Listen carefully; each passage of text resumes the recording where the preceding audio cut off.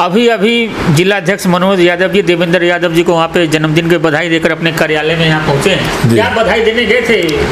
नहीं, दिल्ली प्रदेश कांग्रेस के हमारे लोकप्रिय है और संघर्षशील व्यक्तित्व के धनी देवेंद्र यादव जी का जन्मदिन था, तो हम अपने ज़िले की पूरी टीम के साथ उनको बधाई दे के आए हैं कि वो इसी तरह कांग्रेस पार्टी के लिए काम करते रहें, दीर्घायु हों, स्वस्थ रहें और कांग्रेस पार्टी को ऊंचाइयों पर ले जाने का कार्य करें।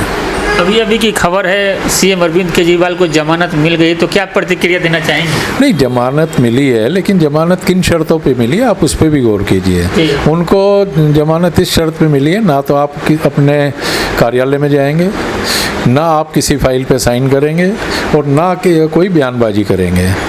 तो जब कार्यालय नहीं जा सकते और साइन नहीं कर सकते, कैबिनेट की मीटिंग नहीं कर सकते, तो आप किस चीज़ के मुख्यमंत्री हैं? आपको तो रिजाइन करना चाहिए।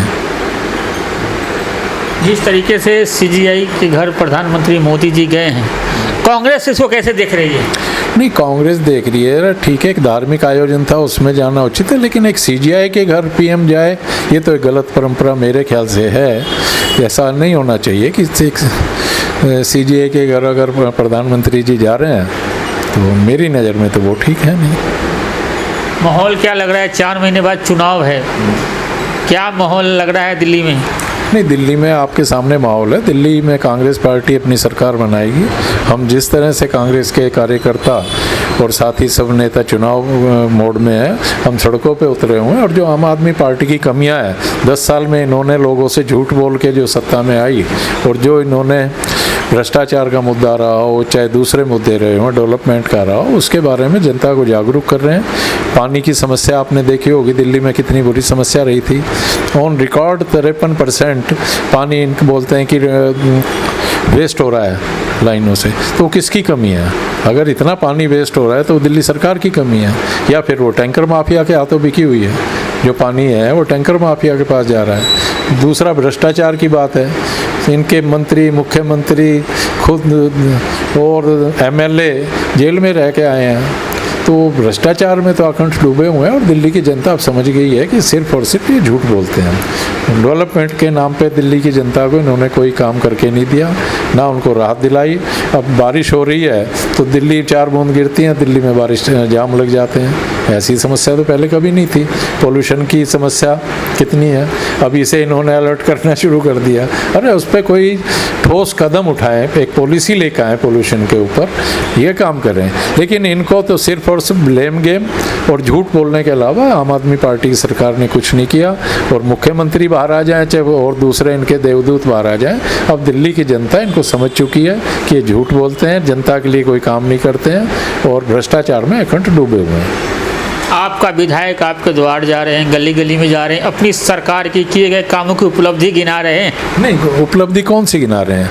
कौन सी उपलब्धि है?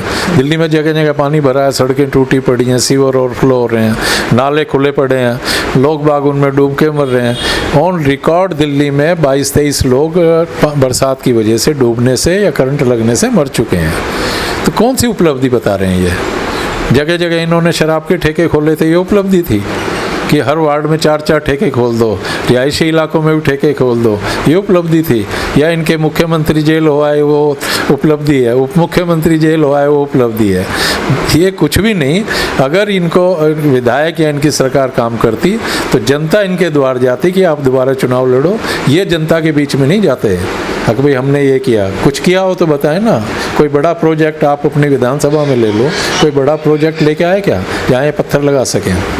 और कांग्रेस के टाइम पे, हमारे टाइम पे बड़े बड़े कितने प्रोजेक्ट हुए। आप जहाँ देखेंगे, चाहे अंडर ब्रिज लगा दो, फुट ओवर ब्रिज लगा लो, चौपाल देख लो, बारातघर देख लो, स्कूल देख लो, सब पे बड़े बड़े प्रोजेक्ट हमने किए। इन्होंने कौन सा बड़ा प्रोजेक्ट किया ऐसा जो अपनी इनकी उपलब्धि हो? अच्छा अजय जी, जब जिला मीटिंग के दौरान झड़प की खबरें आ रही थी, एक कार्यकर्ता पता नहीं गाली गलौज कर रहा था, क्या? नहीं, वो कोई हमारा कार्यकर्ता नहीं है। वो आके मीटिंग खराब करने की कोई साजिश रही होगी उसकी। तो ऐसा कुछ नहीं है, ऐसा कुछ नहीं हुआ।